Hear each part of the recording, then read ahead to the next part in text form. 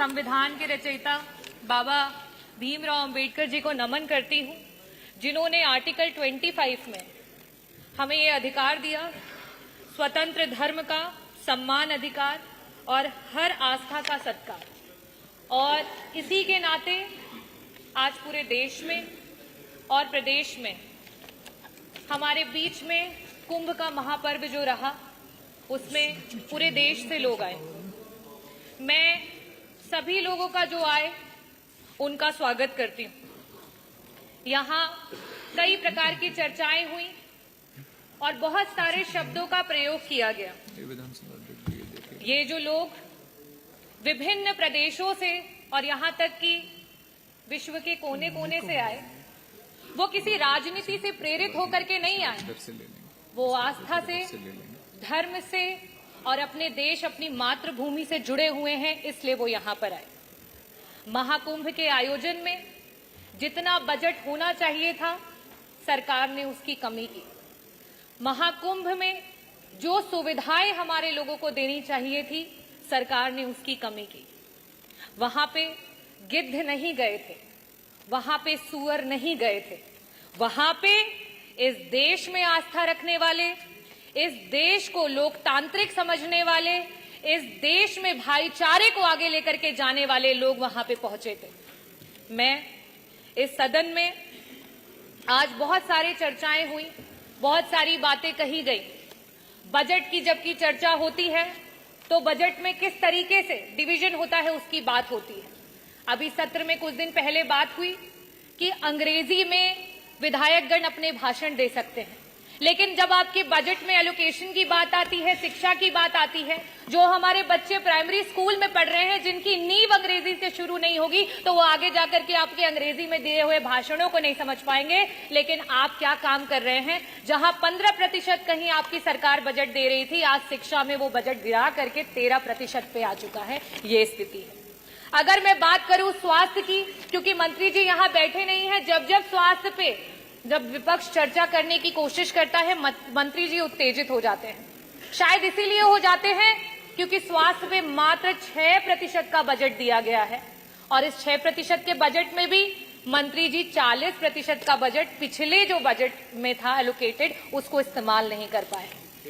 अगर हम बात करें ग्रामीण अंचल की, जो उत्तर प्रदेश की 60-70% की आबादी है, अगर हम उसमें बजट के एलोकेशन की बात करें तो मात्र 4% का बजट है, जो 8 करोड़ 8 लाख की आप बात करते हैं, 8 लाख करोड़ की बात, 8 लाख 8 हजार करोड़ की बात करते हैं, उसमें मात्र 4% का बजट दिया गया है।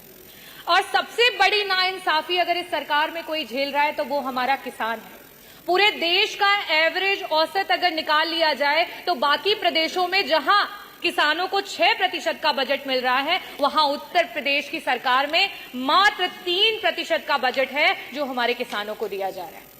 और सबसे आखिरी में और सबसे जरूरी बात, अभी हमारी माननीय सदस्य बार बार पीडीए की बात कर रही थी, तो सदस्य आप भी और यहां सम्मानित सदस्यगण, मैं आपको सभी को बताना चाहूंगी कि जहां पूरे देश में 3% का बजट विभिन्न प्रदेशों में, चाहे वो आपका दलित समाज हो, वनवासी समाज हो और अल्पसंख्यक समाज हो, उसको दिया जाता है, वहीं उत्तर प्रदेश में मात्र 1% का बजट दिया जाता है।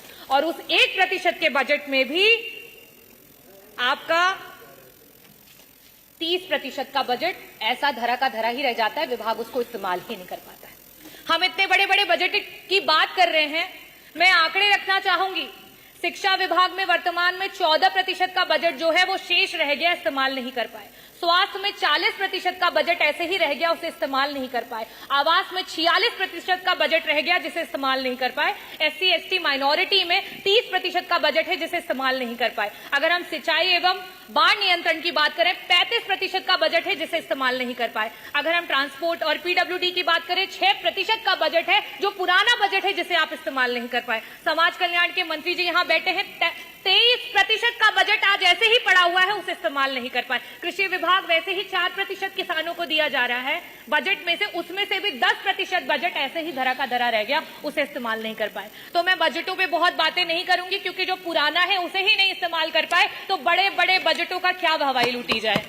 मैं बात करना चाहूंगी अपने देश की एकता की, क्योंकि जिस समय यहां अंग्रेजी की बात हुई उस समय उर्दू के बारे में बहुत बड़ी बड़ी बातें की गई।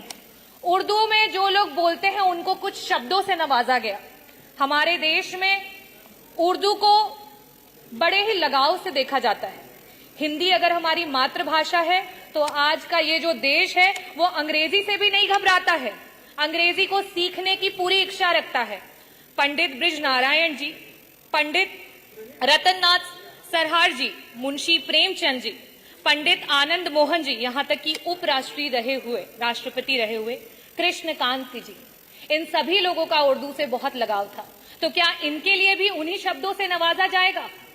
मैं आखिरी में सिर्फ यही कहना चाहती हूं, ये विकसित देश है, ये प्रगतिशील देश है और ये युवाओं का देश है और युवाओं की यही आवाज है कि रावण नहीं हम पलने देंगे साधुओं के वेश में, रावण नहीं हम पलने देंगे साधुओं के वेश में, अफजल नहीं पनपने देंगे अब्दुल कलाम के देश में, हिंदू हो या मुसलमान अब शीश नहीं कटने देंगे, कसम तिरंगे झंडे की अब ये देश नहीं बटने देंगे। जय भीम, जय भारत, बहुत बहुत धन्यवाद।